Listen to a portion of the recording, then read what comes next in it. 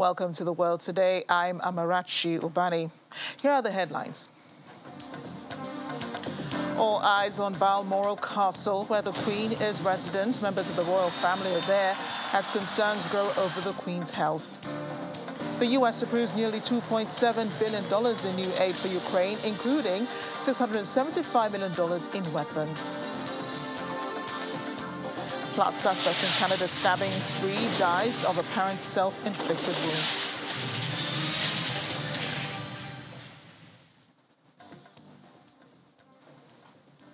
Well, welcome to our viewers here in Nigeria and around the world.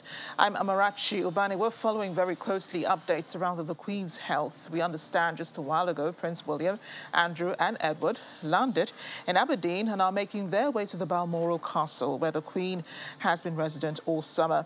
Earlier this afternoon, Buckingham Palace issued a statement saying the Queen's doctors were concerned about her health, recommending she remained under medical supervision. Soon after that, there was news all of her children were either already with her at Balmoral or travelling to be with her. Prince Charles, Camilla, and Princess Anne are already at Balmoral. The Duchess of Cambridge has remained in Windsor with the children since it's their first day at their new school. Harry and Meghan are on their way to Scotland as we speak.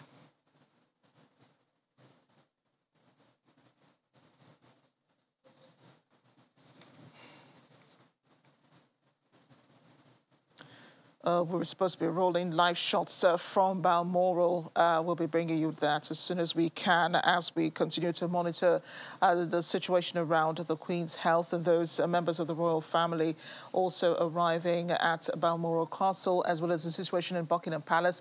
Prince Charles, however, has been at the Queen's side since morning, as soon as she was placed under medical supervision.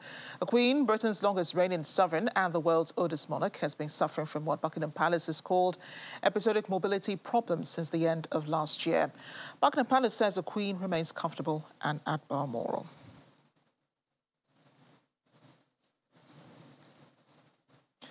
There have been reactions all across the UK as concerns growing concern over the Queen's health. Newly elected Prime Minister Liz Truss tweeted a message of support this afternoon. She said the whole country will be deeply concerned about the Queen's health after doctors said the 96-year-old should remain under medical supervision. Ending her tweet, she says, "My thoughts and the thoughts of people across our United Kingdom are with Her Majesty the Queen and her family at this time." Truss herself had met the Queen on Tuesday, a day after she was appointed Prime Minister. She kissed her hands and accepted the Queen's offer to govern the UK as Prime Minister, becoming the last government official to meet with Her Majesty this week. A Speaker of the British Parliament, Lindsay Hoyle, said the Parliament has Queen Elizabeth in its thoughts and prayers. Following news, the doctors were concerned about her health. Interrupting a debate, Speaker Hoyle said, "I wish to say something about the announcement which has just been made about Her Majesty. I know I speak on behalf of the entire House when I say that we send our best wishes to Her Majesty the Queen and that she and the royal family are in our thoughts and prayers at this moment. I'm going to take no more. If there is anything else, we'll update the House accordingly." Opposition Labour Party leader Keir Starmer said he was concerned about news from Buckingham Palace over the Queen's health, tweeting this morning, "Along with the rest of the country, I'm deeply worried by the news from Buckingham Palace this afternoon." He said in his message, "My thoughts are with Her Majesty the Queen and her family at this time. I join everyone across the United Kingdom in hoping for her recovery." Scotland's First Minister Nicola Sturgeon joined other British political leaders expressing her support for the Queen as well, saying on Twitter, "All of us are feeling profoundly concerned at reports of Her Majesty's health. My thoughts and wishes are with the Queen and all of the royal family at this time." Londoners are wishing the Queen a speedy recovery following the health concerns. That is why we will reverse the...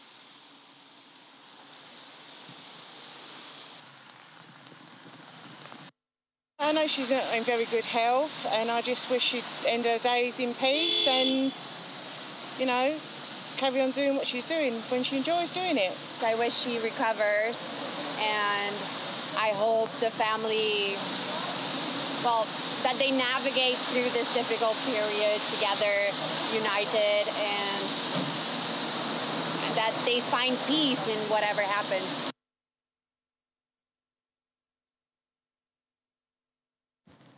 Let's begin our London correspondent, Juliana Olaika. Juliana, I see you are already in a somber mood, just like the rest of the UK today. Many presenters I have observed wearing black outfits in commemoration of, in thoughts and prayers for the Queen's health across the UK today. I'm sure there are no celebrations. People are concerned, very concerned about the Queen's health. What's the update across the country? Good afternoon. Certainly a somber day. It's not just the pouring rain that's led to this mood. I think everybody was taken back by the statement that was released by Buckingham Palace at 12:30 today, announcing to Britain and the rest of the world that medical doctors were deeply concerned about Her Majesty's health. And I think we all realise that Her Majesty, particularly over the past 8 to 6 months, was not as strong as we visibly think of when we think of Her Majesty the Queen. But nevertheless, I think it did hit a chord that nobody was expecting, as you said.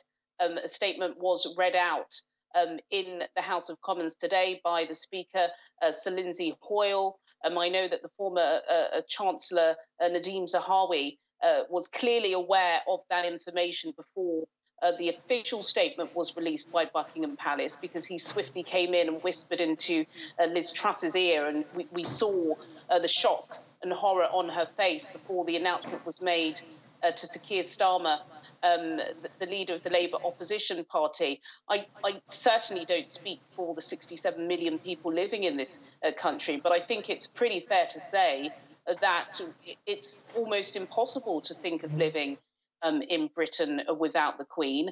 As you said, she's the world's longest reigning monarch. It was just a couple of months ago we were celebrating her Platinum Jubilee, 70 years on the throne. She has been an individual of continuity, of stability, of stay. I think unlike what we see with royal families from elsewhere across the world, Queen Elizabeth II has been an individual who's managed to stay above the fray of politics while also being able to relate to all of the individuals that live in this country. And of course, it's not just this country that will be in prayers today. It will also be the millions, in fact, over 1 billion people that make up the Commonwealth, and much further afield. Just to update on what's happening now, of course, as you can imagine, Amarachi, there is running commentary, not just with the British press, but international press at the moment, standing by Buckingham Palace. I believe there is now a very large growing crowd outside of the palace gates. Many of the tourists who are in the UK in the moment are in floods of tears. I believe just about an hour ago, 4 members of the royal family, including the Duke of Cambridge, the Duke of York, that's Prince William and the Duke of York, as well as the Earl of Wessex and the Countess of Wessex. They have all arrived in Aberdeen. Balmoral, the castle where the Queen is at, is, as you can imagine, a pretty remote location. So it's going to take them about an hour for them to arrive by her bedside. But as you said, she is resting, she is comfortable. Prince Charles, the longest heir to the throne that we've had, is by her side alongside her daughter, Princess Anne. We are all keeping her in our prayers, but we've got to be honest, it isn't looking good. She is 96 years old. We last saw her on Tuesday publicly when she had 2 meetings, one with former Prime Minister Boris Johnson, where he officially handed in his resignation. And then the second image that was officially released was with her and the newly appointed Prime Minister Liz Truss. And not many people were speculating once that picture was released. But then yesterday, I think when she cancelled her attendance at the Privy Council meeting, you just had to look a little bit closer into that image. And you could see that the Queen that we all think of when we think of her was looking very, very frail. Her hands were clearly bruised. Her eyes looked slightly bloodshot, and although those meetings lasted just a couple of minutes, we were told by the palace that she was feeling very exhausted. So speculate we cannot, but of course we will. But again, we're just keeping her in our prayers. Indeed, and thoughts and prayers going up for the Queen across the UK and across the Commonwealth as well. I might add, Juliana, I did see, some shots from French media also talking about the Queen. Everyone really concerned about her health at this time. And as you mentioned before, members of the royal family already arriving. Prince Charles, Prince Andrew, the Earl of Wessex, as you said, Prince Charles already by her side, beg your pardon. William was the one arriving Aberdeen this afternoon. Prince Charles already by her side as soon as the doctors put her under medical supervision. Talk to us about, the other members of the royal family still expected in Balmoral today. Harry and Meghan, I understand, are on their way. Well, that's right. Well, it was first reported that the Duke and Duchess of Sussex would be flying out together to Scotland. That is not true. The Duke of Sussex will be flying on his own. I think it would be unfair to sort of go into the details and the complexities of why Meghan wouldn't be there, but she is not going to be travelling to Balmoral, although we of course expect her to do so in the coming days. And I don't believe the Duchess of Cambridge, which is Catherine Middleton, the wife of Prince William, she too is not, we believe, on her way to Balmoral. The children just began school. They've just moved to Windsor to a new £55,000 a year school. We had pictures yesterday. I believe she'll be staying back with the children. But then if we think of our own families and loved ones who have passed on, I think, the fact that the entire family are gathering around her bedside, it does actually bring a little choke to my throat, actually, just thinking of that situation. But yes, all of the family are with her. We did see, I believe there was a report out a couple of weeks ago, Amarachi, where I believe palace officials were saying that Prince Charles, who will be king, has been spending a lot more time with the Queen. He has, of course, as we know, as she's slowly stepped back from public life, stepped into that role a lot more publicly than we would have thought of previously. There have been several occasions that the Queen has had to miss, and Prince Charles has stepped up, and he has said that he would be much closer to her following the death of her husband, the Duke of Edinburgh, Prince Philip, last April. So yes, the royal family, the core firm foundation of the royal family, are due to arrive at Balmoral Castle imminently, though we don't believe that they have arrived just yet. They're on their way, I'm sure. Buckingham Palace has, a notice up saying the change of guard has been called off. It's quite unusual, isn't it? Well, it is unusual, and but I've got to tell you, Amarachi, Britain and the key heads of states around the world are prepared. Again, it would be remiss of me to speculate too much, but Operation London Bridge is something that is very much prepared for. We know that one thing Britain does head and shoulders above anywhere in this world is pomp and ceremony, and there are plans in place. In fact, there was a point in time where the BBC, and I believe the BBC being the state broadcaster here in Britain, I do believe their homepage on their website is already black, and we do know that part of the Operation London Bridge procedure is for the state broadcaster to turn their typical red colouring into black. That appears to have taken place at the moment, as you said.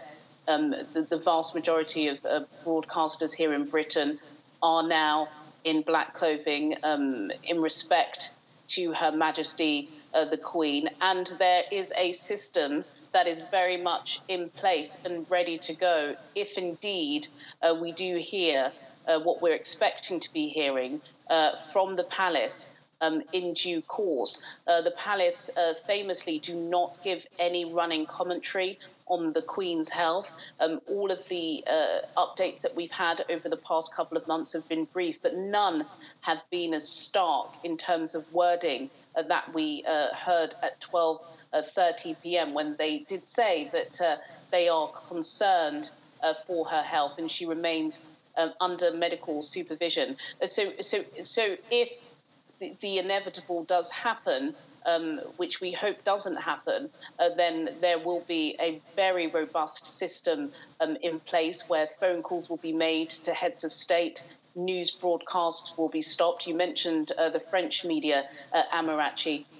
Also in Denmark, Sweden, Norway, I believe as well for the American breakfast channels, they all stopped their regular scheduled programming to make the announcement of the Queen's health. And in fact, the BBC have pulled out of their regular scheduled programming to provide viewers with a running commentary on what we can be expecting over the next couple of hours. Juliana, done a great job of reporting on the situation in the UK today. We continue to pray for the Queen as well as members of her family at this time. We're hoping to hear good news at the end of the day. That is, of course, so that the Queen recovers and is able to once again stand on the balcony and make a brief appearance for the rest of the world to see. Thank you again, Juliana. And we'd just like to leave you with live shots, of course, from Balmoral Castle, as we expect more members of the royal family to appear. There it is, the gates closed. Not much of an activity going on there. But even in Buckingham Palace, people are already putting together this a sort of a tribute corner for a tribute for the Queen. People dropping their prayers and dropping their flowers and all of that. The rest of the UK, of course, really quiet at this time. Everyone really concerned about the Queen's health. We're also concerned as well. We'll be bringing you updates as soon as we get them regarding Queen Elizabeth's health. Yeah, I don't think I should do that here, just to be close to the microphone. So I'm just going to do it as if Rob will know now, okay? And when we come back after the break on the program, energy bills rising in Europe as leaders call for action. Stay with us.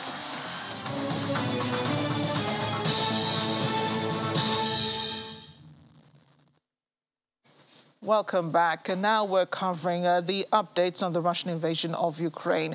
Happening in Germany, the United States has approved nearly $2.7 billion in new aid for Ukraine and its allies. That announcement was made by Defense Secretary Lloyd Austin during a meeting with fellow ministers at the U.S. Air Base in Ramstein, Germany. The U.S. has already pledged at least $13 billion in military aid for Ukraine. The Biden administration said today it had earmarked $2 billion in long-term assistance and the form of investments to bolster the security of Ukraine and 18 of its neighbors, including both NATO members and non-members, at risk of future Russian aggression. It said it would notify Congress of the aid plan. Well, in addition to the $2.7 billion for Ukraine and its allies, U.S. has approved $675 million in a weapons package for Ukraine as well. Defense Secretary Lloyd Austin mentioned this during a meeting with other defense ministers at Ramstein, the air base in Germany. He said the gathering would discuss how countries can work together to train Ukrainian forces and improve their own defense industrial bases for the long haul. The latest U.S. package will include more ammunition, Humvees, and anti-tank systems.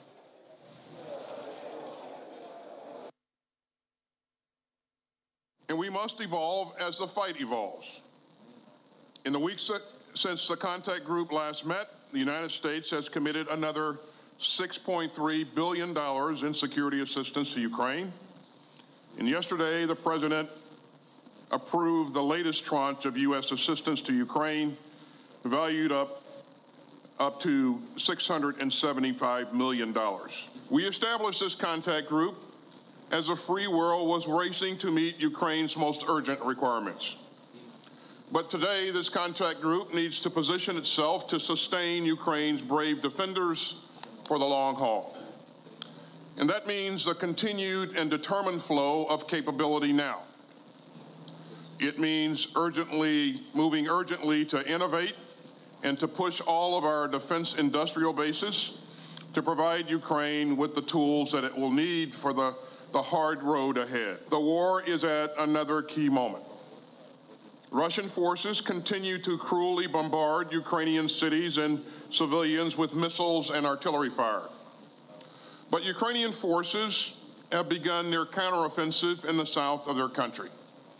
And they are integrating the capabilities that we all have provided to help themselves to fight and reclaim their sovereign territory. Meanwhile, U.S. Secretary of State Antony Blinken has arrived in Ukraine. He's in Kyiv, actually, and 18 other countries deemed at risk of future Russian aggression, according to state officials. Well, he's supposed to make the announcement of the over $2 billion of new U.S. military aid for Ukraine. This is Blinken's second visit to the Ukrainian capital since Russia's invasion of Ukraine happened in February.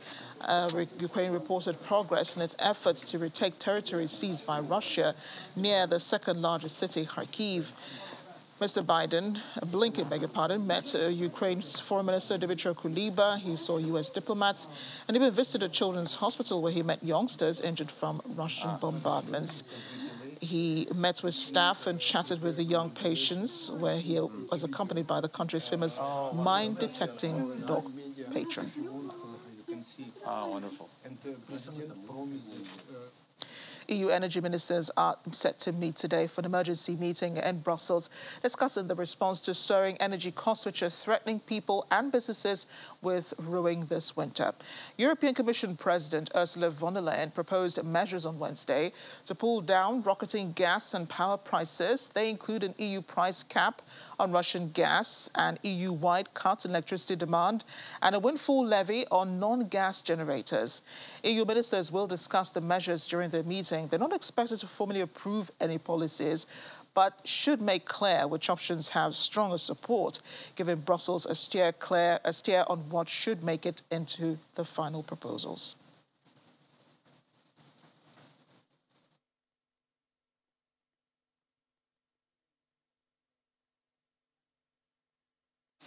We aim at lowering the costs of gas, and therefore we will propose a price cap on Russian gas. Of course, the objective is here very clear. We all know that our sanctions are deeply grinding into the Russian economy with a heavy negative impact, but Putin is partially buffering through fossil fuel revenues. So here the objective is we must cut Russia's revenues, which Putin uses to finance his atrocious war in Ukraine. I think there is still disagreement about the Russian gas price cap, because of course there is a fear that Russia might react by cutting off the gas supplies for everything now, and that is a risk for the countries that are still getting some Russian gas. So that might be a controversial item, which might actually entail a semi-sanction on Russia on gas right now.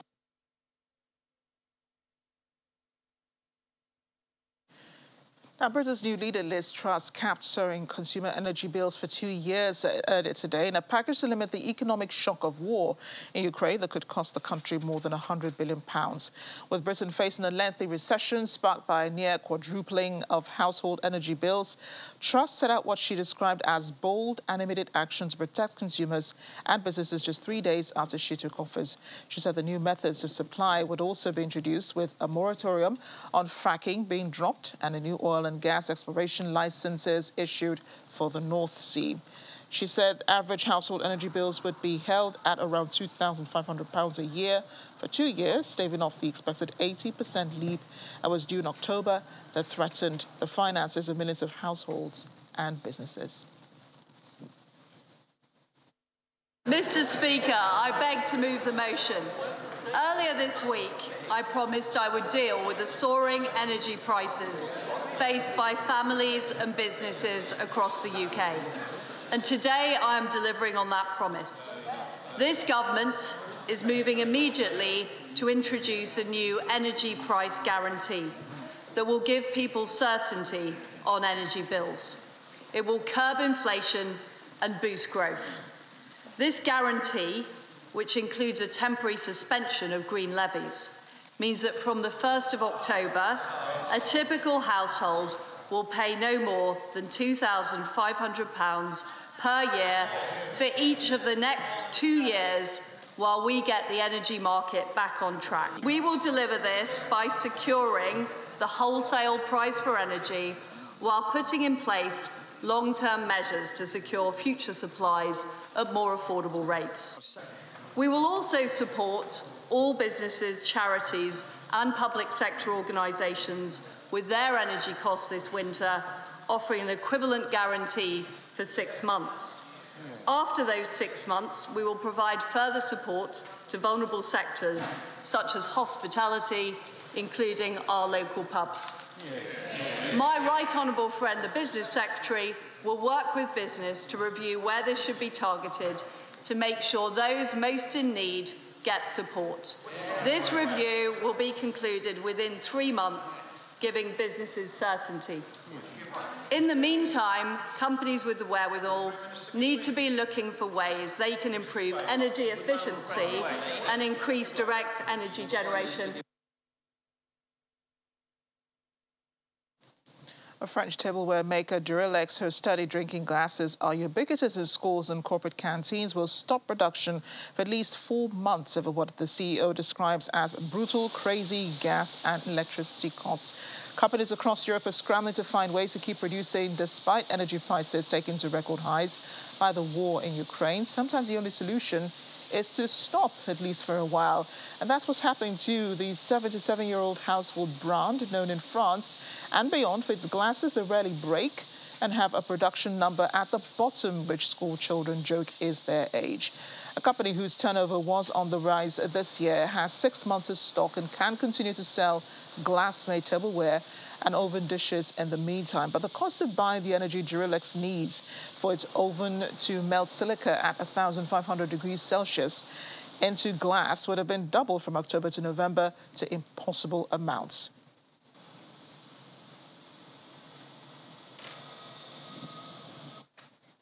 I have joining me now Ken Anyanwu. He's with the UTM Offshore. He joins me from Milan. Ken, I appreciate you joining me on the program today and great to have you here. What do you make of the European Commission President's proposal to cap the price of Russian gas, knowing what impact this might have on the rest of Europe? Thank you very much, if you can hear me. We can. Thank you for having me on your program. And like you mentioned, Ken Anyanwu from UTM FLNG Limited. We're in Milan attending the 2022 Gas Tech. So coming to your question, the issue of energy security and energy availability has also shadowed and overwhelmed every participant in the conference.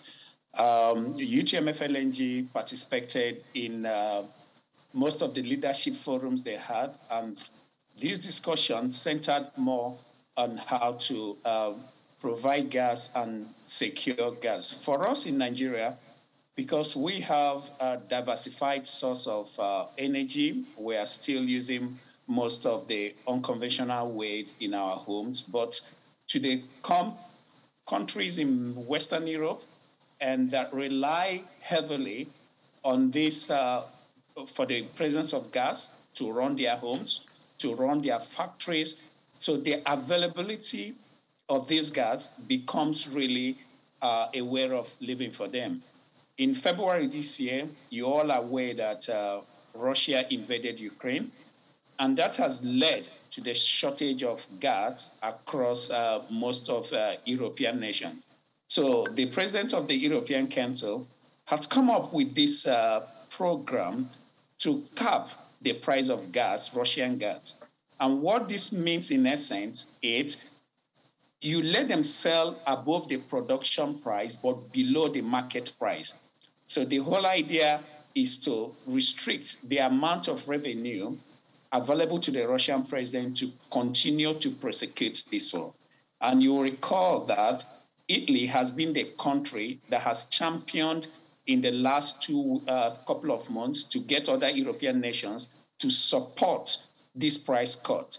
So to the thinking of the European Council, they believe that if they're able to put a cut, because they can't stop buying Russian gas, it's already flowing in the pipeline and it cannot be diversified because of the pipeline is already structured. So the thinking is that when they put a price cap, it will limit the revenue that is going to Russia, and then they can have a rethink on the further invasion of Ukraine.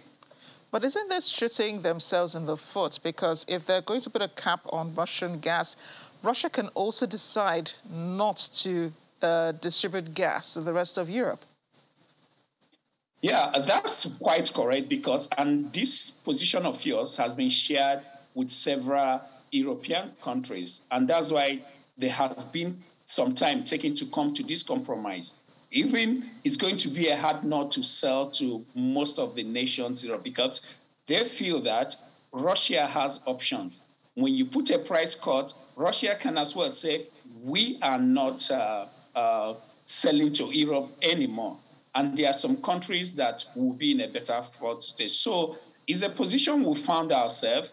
And Europe is maintaining a position that they need to source for alternative to Russian gas. So in whichever direction this goes, someone is going to get hurt in whatever direction or they decide to go, because it's not going to be an easy choice for either party. Russia needs to sell their gas, and if Europe decides to place a price cap, then Russia, like they will react somehow, and someone is going to be affected by that decision. Definitely, yes. I take it that there are no Russian representatives or Russian gas company representatives at that conference that you're at in Milan. So I'm wondering, when you talk about options, what kind of discussions are you having around the options that are open to European countries, as they also try to seek a way out of this? Because the winter months are coming. They're really going to be needing that gas. Yeah, you are quite correct. You just spoke as if you've been in this conference. I mean, we didn't say Russia did not participate in this conference, neither at the representative level or their companies. We didn't say of them. But coming to options that are open to Europe, Europe is paying the price for neglecting Africa for so long. The distance, we have the shortest distance to moving gas to Europe. But what has happened was that Europe failed to take the advantage that Africa provided. Africa has a lot of gas resources that can meet this shortfall that is coming from Russia, that should have come from Russia. As of today, Europe requirement is about 125 billion scoop of gas. That is what Europe is getting from Russia. So Africa has in excess to fill this gap. But what has happened? This conflict will bring it to the forefront that Europe should have taken Africa more seriously before now. If not, they are busy looking at America.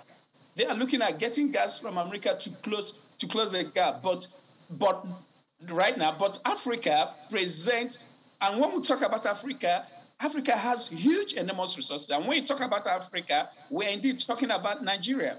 As of today, there are about 204 TCF of proven gas in Nigeria. And these are gas that we have as a result of oil operations. And if we go deeper to look for gas, we could have as well as over 600. And that is what we in UTM FLNG are doing. We are taking the bold step by being the first indigenous company in Africa to take this bold step to harness our gas resources, to monetize it, and bring it to the forefront. Because we are talking about 2022. You don't even know what will be the position by 2023, 2024. We need to start doing something now. The government has to step in, give the enabling environment support UTM entirely. And we thank the government they've done so far. We thank NMPC.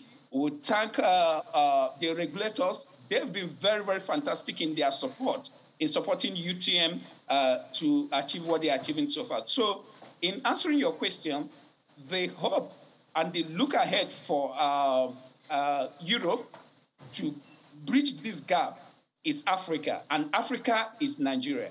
And Nigeria, what is happening about the Trend 7, the next big thing that is happening is the UTM FLNG. Well, I'm not sure that your company is the only one that's trying to help, the rest of the world at this time. I know that a number of European leaders have been in Africa. The French president was in Benin Republic. He was in Guinea, beg your pardon. He was also, in some other African countries as well. The Russian foreign secretary was also in Africa as well. Most recently, the Polish president this week was in Nigeria, and he met with President Buhari. He also indicated interest in Nigeria's oil and gas as well. So to say that Europe has neglected Nigeria and the rest of Africa, you might be right up until this point. But then how do we go forward on this? And I want you to speak generally now, not just about UTM, but, the rest of Africa, Nigeria especially. How much of an advantage can we really take, in this situation? All right. Thank you very much for that. And just to add, the French president was also in Algeria. You missed that out. Right, now, I missed that. Yeah, thank you. So you can ask why they renewed interest in Africa, Thona. Gas is not like any other natural resources. It is quite capital intensive. It takes long time to mature. So you are talking about coming at this time. There's a stop. We are talking about the stopgap measures and the long-term measures. Now, Europe is bothering about energy security and energy availability. They need to deal with a short-term program, and that is what we are in now. And if you see them coming to Africa, yes, they are going to where these gases, because they have a problem. Winter is approaching. Russia is starving them of gas. They need to get to stop a stopgap, an interim measure. But again, we are focused as a country to a long term. And when I talk about Africa, Nigeria is number one in Africa, and we are talking about in the long term, what Nigeria need to do to position themselves. Imagine a situation if 6 years ago, Nigeria has positioned, or Africa positioned themselves with pipelines. Look at the Trans-Sahara gas pipeline that's been on the drawing board for ages. And this meant to move the Nigerian gas all the way through Niger, Mali, up to Algeria for onward transportation to Spain. It's about 4,400 kilometers of pipeline. As I speak to you, it's still in the drawing board. I'm not even sure they've done the engineering drawing of this. This is the time to take advantage. We don't have to wait for tomorrow. We don't have to wait for another invasion. So what you see the European nations that they are doing now, they are looking for the stop limit. And the future, and which is some of the conclusions of the conference we just attended recently in Milan, everybody agrees that the future to utilizing some of these gas that is stranded in Nigeria is using the floating FLNG. So when I talk about that, that's where everybody is looking at, because it is fast, it is not as cumbersome as the conventional FLNG, and we have a lot of stranded gas, which we need to monetize. So Nigeria needs to take advantage of this situation. And in fact, we view Nigeria more as a gas nation than an oil nation. So that is my position. We should take that advantage to position ourselves for tomorrow. And yeah, well, it's been a real pleasure speaking with you. And thank you for posturing Nigeria so well during the discussions in Milan. We wish you all the best. Hope you come back with good results. Thank you very much. Thank you for having me.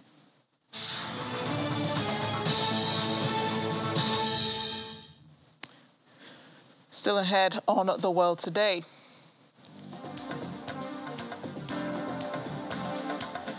Well, get ready. Apple's new satellite service for iPhone 14 is set to be a really big deal with all the bells and whistles. Stay tuned for the update.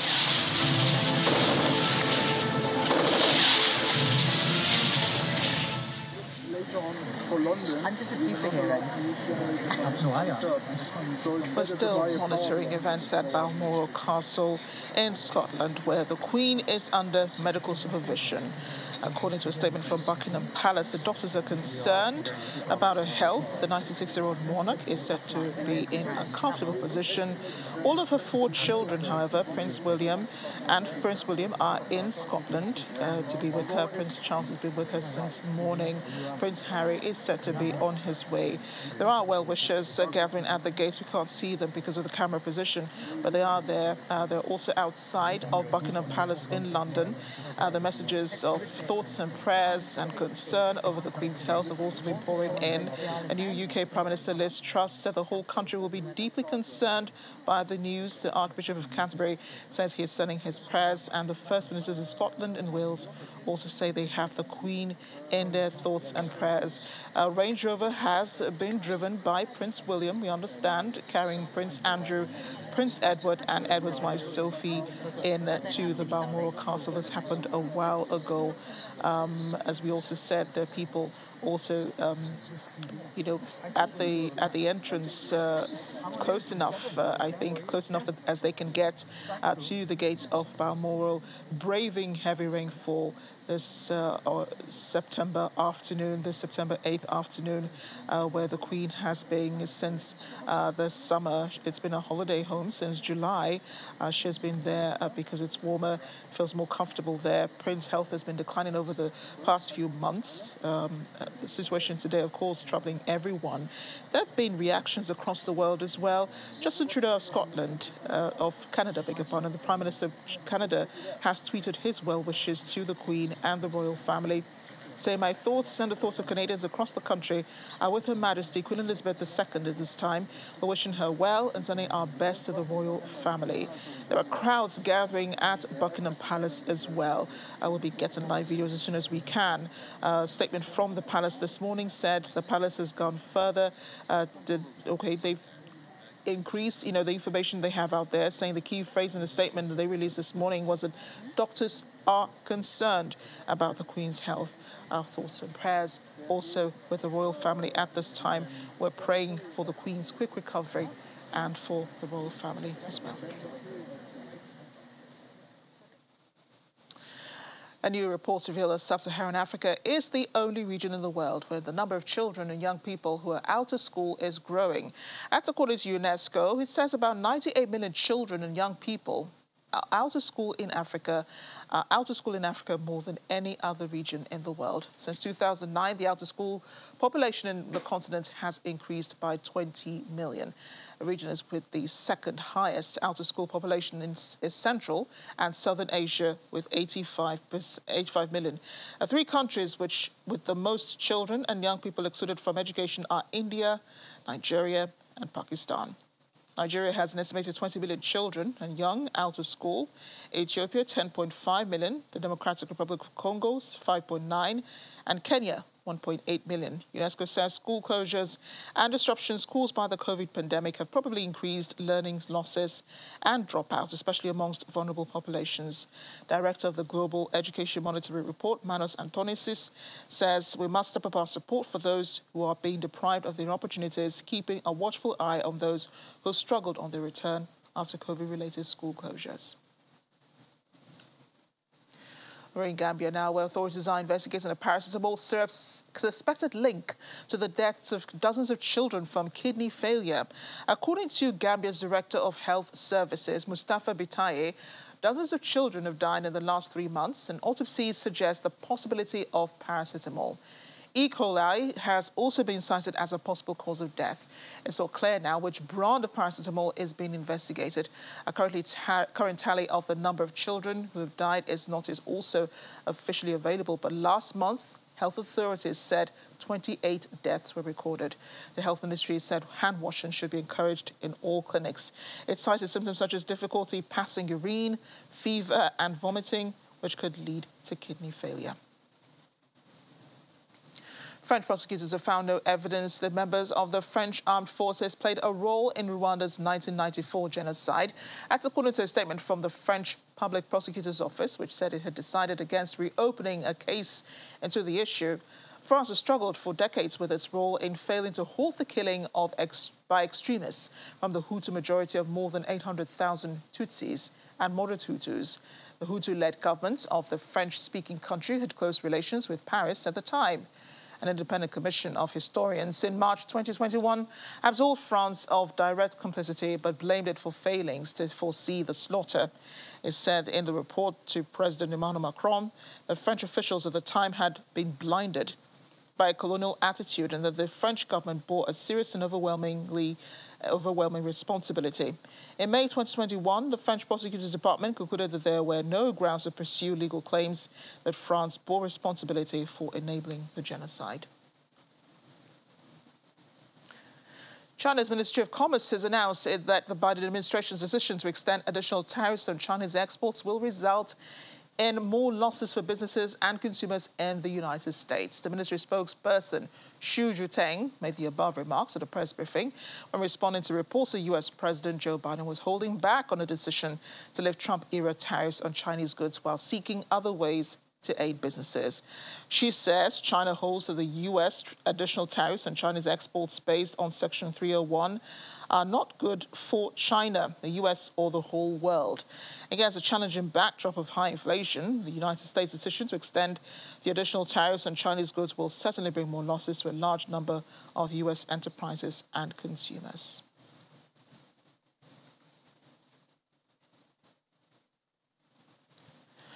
Albanian counter-terrorism police searched the empty Iranian embassy in Tirana hours after Iranian diplomats burned papers inside the premises following the severing of diplomatic ties over a cyber attack. And police wearing masks and helmets and carrying automatic rifles entered the building situated just 200 meters away from Rama office after two cars with diplomatic plates left. 30 minutes later, police were still inside. Same reporter earlier saw a man inside the embassy throwing papers into a rusty barrel with flames illuminating the walls of the three-story building. Albania cut diplomatic relations with Iran on Wednesday when Prime Minister Edi Rama blamed the cyber attack, which took place in July, on the Islamic Republic. He gave his diplomats 24 hours to close the embassy and leave the country. An update on a stabbing situation in Canada. The suspect sought by authorities in the weekend incident spree that killed 10 people in and around an Indigenous reserve have been arrested on Wednesday but suffered unspecified medical distress. He died a short time later in hospital. Police officials say the four-day manhunt for 30-year-old Miles Sanderson ended with his death. It came during a late-night news conference hours after the Royal Canadian Mounted Police reported that he had been taken into custody.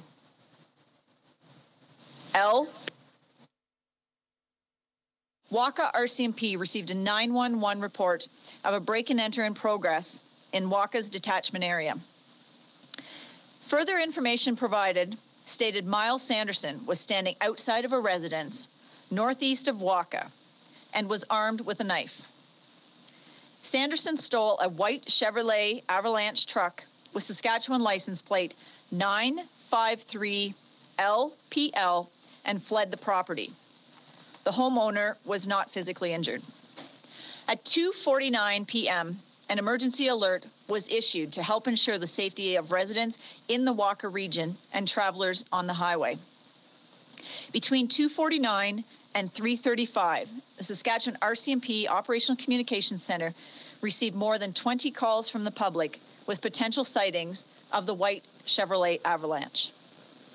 The white Chevy truck was seen by a Rostern RCMP officer driving in an unmarked vehicle, traveling west along the highway towards Rostern at a speed recorded at 150 kilometers per hour. Police confirmed the license plate matched the initial report. At approximately 3:30 p.m., the suspect vehicle was seen traveling south on Highway 11, south of Rostern. To ensure the safety of drivers on the highway, the vehicle was directed off the road and into a nearby ditch. Finally on the program, Apple Incorporated introduced new iPhone 14 models capable of using satellites to send emergency messages and adventure-focused Ultra Watch for sports like diving and triathlons. The outdoor-focused products will test whether Apple's relatively affluent customer base will keep spending in the face of rising inflation. Prices of the high-end iPhone 14s are the same as last year's iPhone 13 models. Good news there. But Apple dropped its cheapest option, the iPhone mini, meaning the cheapest model now costs $100 more than last year.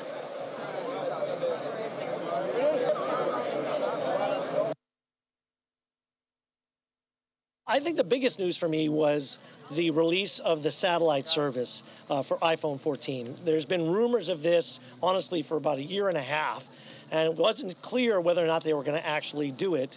But from that opening video where they showed the satellite in the sky, I was like, okay, pretty sure it's going to come today. And sure enough, it did. And, it's not something that everybody needs, but I think it's a thing that everybody would like to have, because you never know when you're going to get caught in a particular situation, and knowing that you have that safety net to potentially get in contact with someone if you are, God forbid, stuck is a big deal. And, and what we saw Apple in general do is focus a lot around personal safety, things like the crash detection and health related aspects of it, of the watch as well. There was a lot more of their focus on things to, for the overall wellness of people. Again, we've been talking about Apple kind of getting into the healthcare business for years, but it's sort of been baby steps. And arguably today was just baby steps as well. But when you start to piece all the elements together, you start to realize, hey, they are enabling these types of medical services practically, certainly emergency services that presents a picture of the company kind of looking at overall health and wellness and the medical side of things.